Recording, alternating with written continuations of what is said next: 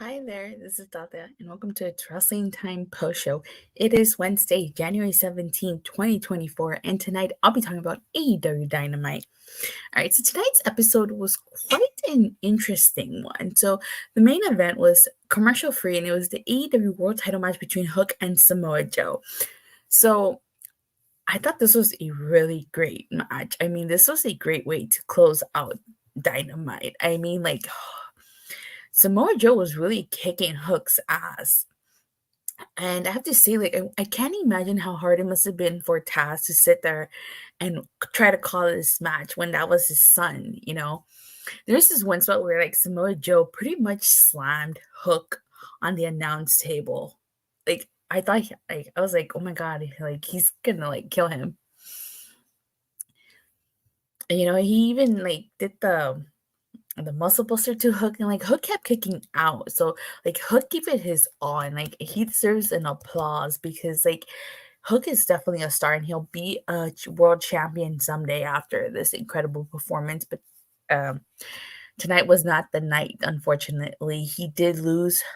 Samoa Joe put him in the coquina clutch, and he was able to successfully retain his AEW world title. But it's just this match, holy smokes, when he sent Hook spine first into the ring apron or that Death Valley driver, it's I was really surprised Hook was found ways to kick out and stay in this match. This was a really great match. Really a star-making turn for Hook, if you ask me. And at the end, Samoa Joe continued to hit Hook with a muscle buster. He hit him one time. And Hangman Adam Page, sporting a stash, came out to try to help Hook. And then you saw Swerve Strickland and Prince Nana. They were kind of just I guess by the crowd side. And they were Hangman Adam Page and Swerve Strickland were kind of just staring at each other. And Hangman helped Hook up. So obviously the rivalry between Hangman Adam Page and Swerve Strickland is not over yet. So, which is interesting because the whole point of their rivalry was that Swerve Strickland wanted to take his spot. Yet it seems like Hangman is kind of in the same spot that he was before that. Now let's talk about this Young Bucks segment here. So the Young Bucks, they were interviewed by Renee Paquette, and it was kind of interesting. They were kind of blurring the lines a little bit here, and it got people talking because, Nick Jackson said that he wanted Renee to show them more respect by calling them by their God-given names, Matthew and Nicholas Jackson here, and that they're EVPs and it's time to take their job a little bit more seriously, which I feel like it is them kind of acknowledging or addressing the fact that a lot of people think that they don't take their jobs as EVPs seriously. And it's funny how Renee Paquette brings up rumors and Matt Jackson fires back, and he says that he believes he knows what rumor Renee was talking about, and he asked her if she believes any of it, if it was true. He brings up the things that people say about them, the things that people write about them, and he says that none of it is true, but hypothetically speaking, maybe some of the stuff Renee read was true. And he asked her what she would do to protect her life's work, her baby, and then she and John have a beautiful baby. So they're kind of blurring the lines here. It got people talking. And he says that again, if this is all hypothetical, what would Renee be willing to lose her relationship with her coworkers, friends, reputation, or her legacy out the window? And now he says something interesting here. He says, when AEW started in the beginning, and Renee wouldn't know this because she wasn't there, they used to say change the world. That was their slogan. And I remember that.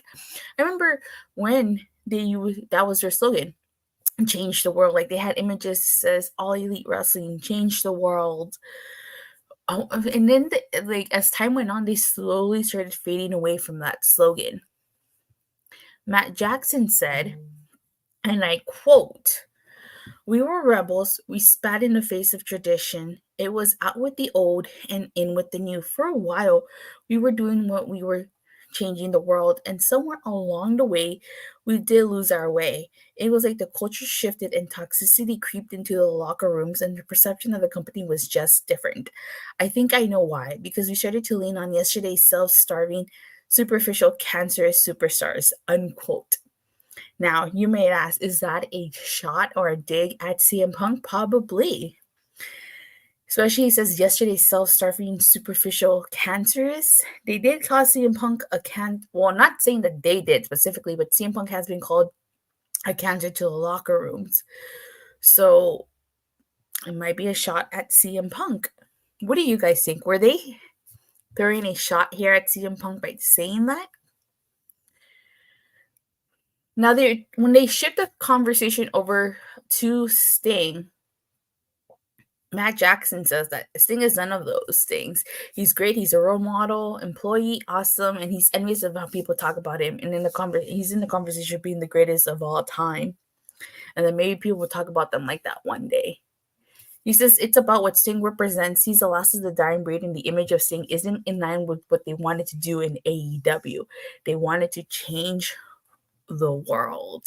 So unfortunately for Sting, they will have to say goodbye to him and like everyone like him. And then they basically say that they would never ask anyone to do something they weren't willing to do. And so I wonder if this is kind of like, maybe not a dig, but kind of like how Vince used to say that he wouldn't ask his superstars to do something that he himself wouldn't do. So it kind of reminds me of that. And like Nick Jackson shows his phone to Matt Jackson's, and he says that their EVPs will pull some strings. And then they walk away, and Matt says he calls Renee a sweetheart and tells her they have a meeting to get to as they walk away. So there was a very interesting segment with the Young Bucks. They definitely did blur the lines a lot. They said stuff without actually saying stuff, you know? So it was a very interesting segment. I'm very curious to see if ultimately, like, they're gonna beat Sting. It's not by the looks of it. It sounds like they're gonna beat Sting and Darby Allin at Revolution. So I thought it was a very interesting. Like I said, I really like the fact that they kind of blur the lines a little bit here, and it definitely got people talking. Whether it be for the better or for the worse, I think it got people talking. But what did you guys think of this Young Bucks segment? Let me know in the live chat or in the comment section down below. So tonight's Dynamite started with the TNT title match. It was Christian Cage versus Dustin Rhodes. This was a really great match to open. I was like, holy smokes, like Dustin Rhodes like almost beat Christian Cage here. It took like one of my first spots in this match was like when Dustin Rhodes hit the Canadian shirt to Nick Wayne on the outside. Oh, hey JJ. JJ and I also have like a deal going on. Like I have to watch and review NXT, and he's gonna watch and review TNA, which I'm really looking forward to. It's gonna be a good episode tomorrow. I was like, the spot that had me like on the edge of my seat was when Dustin did that superplex and then he hit the crossroads. I was like, oh my god, like, and the fact that like Nick Wayne. Let me see it. It's funny because the Young Bucks are by people who think that they are overrated. Really? Huh, that's an interesting statement. It took like a spear and 2 skill switches to get Christian Cage to beat Dustin Rhodes. Dustin versus Christian was awesome. Yeah, it was. And like I'm really surprised like Christian like kicked out of the crossroads. I was not expecting that. I was like, oh, he hit the crossroads. Like, you know, I know that's Cody's move, but I was like, holy smokes. It was a really great match. I enjoyed this match. Really great to kick off AEW Dynamite. They get a Swerve Strickland interview, and he's basically saying he's got eyes everywhere, and that he would be foolish not to pay attention to the main event, and that he's being preoccupied with the Continental Classic.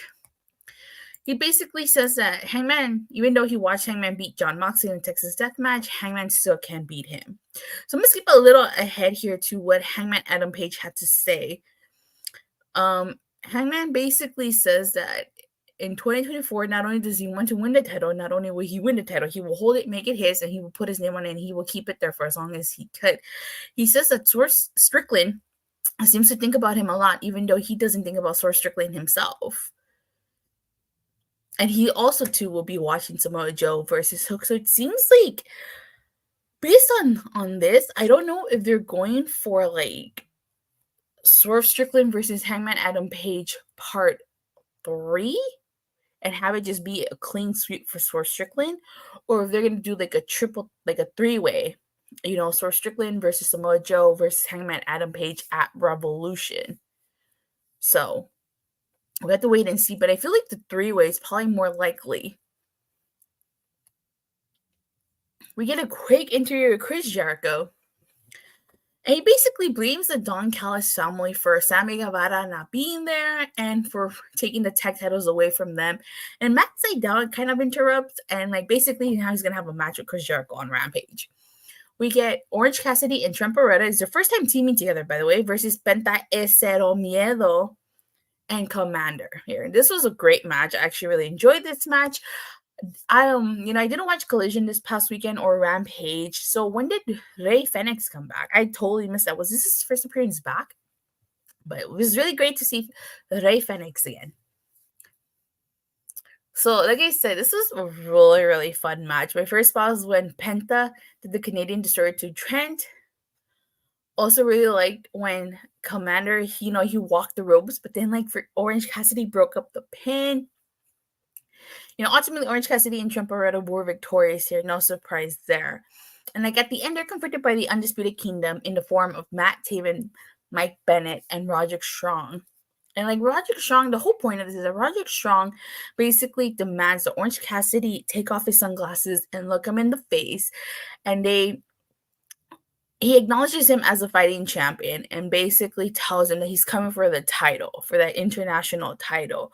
And Cassidy agrees to give him a match, and Cassidy, he's ready to go. But of course, in a typical heel fashion, Roderick Strong disagrees, and he tells Orange Cassidy to wait until Sunday, March 3rd at Revolution. And he wants Cassidy to wake up every day knowing that he's just keeping the title warm from him. So this is the start of the Kingdom collecting all of the belts. I do think Roderick Strong will take that title off of Orange Cassidy at Revolution. We get a Briscoe family segment. As you guys know, it's the 1-year anniversary of the passing of Jay Briscoe. So Mark Briscoe came out and he started talking about his brother Jay, who passed away in the car accident last year. And he says his nieces were in the trunk, and he was told that his oldest niece would never walk again. And then she walks right out with the rest of her siblings. So that was a really sweet moment. Got a little teary eye. Says you enjoyed Penta o Miedo more and more with each match you're seeing. That's good. Penta o Miedo is actually a really good. And fun fact, they actually misspelled cero. In Spanish, it's spelled with the C, and in English, it's spelled with the Z. Definitely want to go to the Republic of Lucha once they relocate and reopen. I've actually gone to the Republic of Lucha. I went there when it was still in Pasadena. It's I think if you scroll down my videos, there's a vlog that I did when I met the Lucha Brothers and Thunder Rosa. They were doing a signing there at the Republic of Lucha, and I had a Power Ranger shirt on, and they complimented me on my Power Ranger shirt, so I thought that was really, really cool. But I would definitely like to go back to once they relocate and reopen. So we get the ROH 6-man tag team match. It's Mogul Embassy versus the Bullet Club Gold here. And this was a great match. I mean, the Gates of Agony were freaking dominating Bullet Club Gold pretty much this whole match. And the interesting thing is that Anthony Bowens came out and he stopped Prince Nana from hitting Jay White with the title belt. And, Jay White ended up hitting the Blade Runner to Bishop Kong, and Bullet Club Gold is victorious. Now, if you guys have been paying attention over the last couple of weeks, the Acclaim seem to have been kind of enticing Bullet Club Gold to join them and kind of form this super faction to go up against the Undisputed Kingdom. So it's interesting here that now that Bullet Club Gold has won the ROH 6-man titles, and the Acclaim and Daddy Ass are the Trios champions, are we going to see emerging of the titles here? Are they all going to just be one title? It's going to be interesting to see how that dynamic works here. But I kind of feel like with everybody being trios and six-man champions, they're probably going to merge the title somehow. And maybe under the free bird rule, they'll each be able to defend the titles. Let me see. I went when it was the Pasadena also. Jeff and I were going around the city around Halloween in Back to the Future houses, but I wasn't familiar with the Lucha Brothers when we went. Now that I am, I want to go back. Bang, bang, scissor gang. I came out in Penta's Instagram live. I went there the second time. I thought that was pretty fun. Bang, bang, super gang. Yeah, I wonder if that would be their name if they all come together. But I am curious to see what they do with the belt. I honestly think that they should just merge the belts and have each of them defend it. We get Adam Cole, baby, and Wardlow. And Adam Cole is just basically talking about how, like, Wardlow is going to be unbeatable now that he's with the Undisputed Kingdom. And he promises that Wardlow will go down in AEW history as the most dominant wrestler of all time, and that he's going to go through opponent after opponent after opponent until there's nothing left but the AEW World title, which will then be property of the Undisputed Kingdom. And Wardlow said, boom. So my issue with this, not that it was a bad segment or promo, but the implication that I'm getting out of here is that Wardlow's going to go through people. We don't need that. Like, we don't need him to go through jobbers again. Wardlow's done that like twice now. We don't need him to go through jobbers. But I do think that the only reason, and I've said this before, I think the only reason Wardlow got added into this faction was because Adam Cole was injured and they need someone in the world title picture. But it's going to be really interesting once Adam Cole is fully healed, if they're just going to toss Wardlow to the side, or if they're going to kind of pull an evolution here. Wardlow wins the world title, but then Adam Cole gives a Triple H dump down thing here, so they might go the evolution way here. I can definitely see that happening. We get Deonna Purrazzo, the Luchosa Deonna Purrazzo, long may she fucking reign, like Lucha likes to say, versus Anna Jay. And don't get me wrong, I like Anna Jay. I do. I think she's a good wrestler. But there was no way she was going to defeat Deonna Purrazzo here, okay? Deonna Purrazzo wins when she puts the Venus de Milo in. So she wins by submission. Of course she would. Like, Deonna, as she called herself, is the greatest technical wrestler in AEW. But I'll get to that right now. But, like, if you are still not familiar with Deonna Purrazzo, you should go back and watch some of her matches from Impact Wrestling, now TNA Wrestling. I mean, her match with Thunder Rosa at Summerversary, the Triple Threat Champ Challenge, where she defended the ROH Women's title, and the Tipe Reina de Reina's title against Giselle Shaw and Lady Frost. Her match against Roxy when she took the RH Women's title from her. There's so many good matches from Deonna Purrazzo. If you're not familiar with Deonna Purrazzo, those are just some of the matches that she had. One of my personal favorites is Jordynne Grace versus Deonna Purrazzo, the Iron Woman match from Emergence 2020. Let me see. I feel like Anna Jay wasn't on Deonna's level, kind of exposed her as not being up to par. She needs to stay in the TBS division for now. Deonna's the best. Yeah, I kind of did feel that way. Anna Jay's good, but she's still got a couple more ways to go. Of course, she's the best. Like, she was the face of the Knockouts division. Deonna is leaps and bounds better than Anna Jay. She is, but it took a while for Deonna to get to that point too. So after the match, like, Deonna basically called out Toni Storm, who was on commentary. And like I said, she said that Toni Storm might have been friends with Deonna, but she's never met the greatest technical wrestler. And it's interesting that she says this because there's somebody else in AEW that calls themselves that too, and that is Serena Deeb, the professor of wrestling. And I will pay whatever amount AEW wants me to pay to see Deonna Purrazzo versus Serena Deeb. Give me that match. But don't just give me a regular match. Give me a freaking 30-minute Iron Woman match. Give me that. I will pay whatever Tony Khan wants me to pay if you give me that. You know what? Give me both matches. Give me a regular match and a 30-minute Iron Woman match. And make sure that main event, that will be a fantastic match. Okay? Like, you have no idea.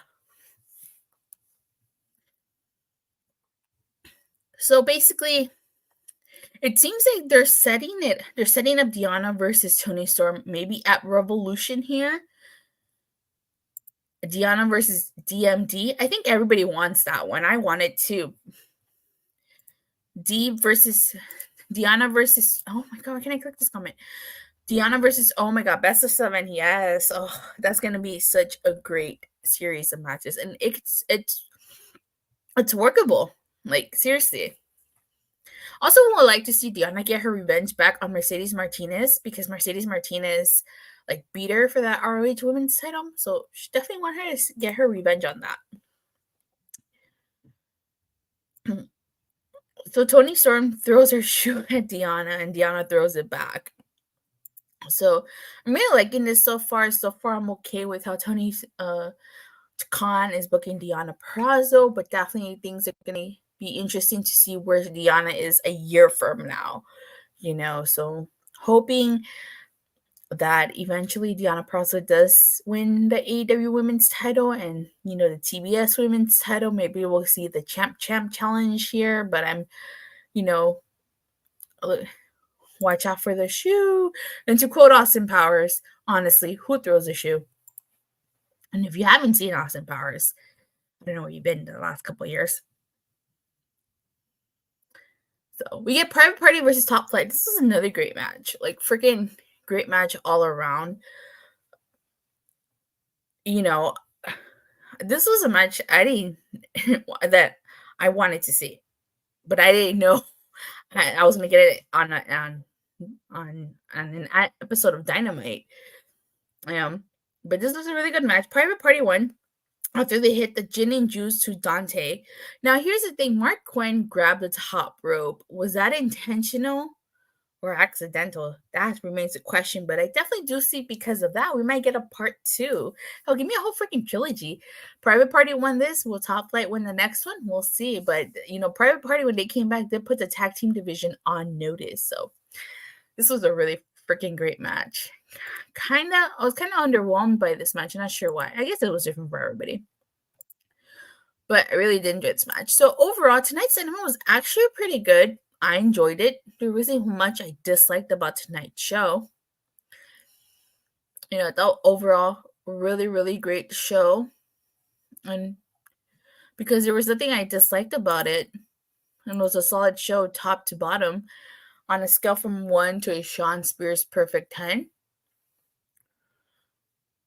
You know what? I'd give it a perfect 10. A Shawn Spears perfect 10. Like I said, not much I disliked about. There's nothing really I disliked about tonight's show. And if I would have disliked something, I would have said I disliked something. So I didn't. But overall, good show. What did you guys think of tonight's show? On a scale from 1 to a Shawn Spears perfect 10, what would you rank tonight's show? 7 out of 10. Okay. Curious. Oh, it's probably because of the tag team match, right? You said that underwhelmed you a bit. But with that being said, you guys, thank you guys all so much for watching and for the continuous support. If you haven't already done so, like, I did go to Hard to Kill and I stayed around for the Snake Eye taping, so I did upload some clips from Hard to Kill, so make sure you check that out. I will also be uploading clips from the Snake Eye tapings. I just don't want to spoil everything for anybody, so I'm going to wait till after the episodes air to upload clips. And as far as covering TNA is concerned, well, an announcement hasn't been made, but Bucks Page tag match show hook. Okay. Well, an announcement hasn't been made.